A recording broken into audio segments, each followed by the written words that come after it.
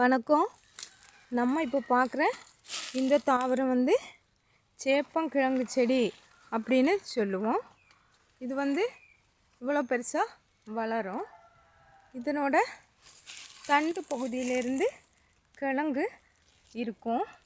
இதோட தண்டு பகுதியே வந்து மண்ணுக்கடியில் இருக்கும்.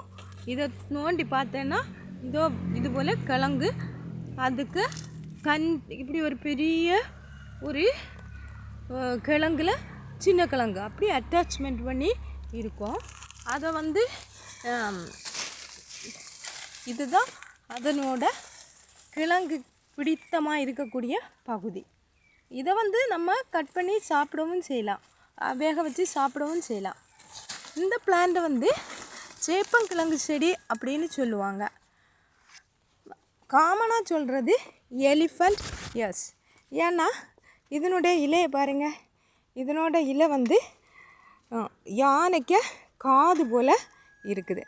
அதனால தான் இந்த இலைகளை இந்த பிளான்ட்டை எலிஃபண்ட் இயர் அப்படின்னு சொல்கிறோம். எலும்பு நடக்கும்போது ரெண்டு பக்கம் இந்த காது வந்து இப்படி அடிக்கிறது போல் இருக்குது. அதனால தான் இதுக்கு எலிஃபண்ட் இயர் அப்படின்னு சொல்கிறோம். இந்த சேப்பங்கிழங்கை நம்ம தோல் சீவும் போது நம்ம கையெல்லாம் அரிப்பு வரும்.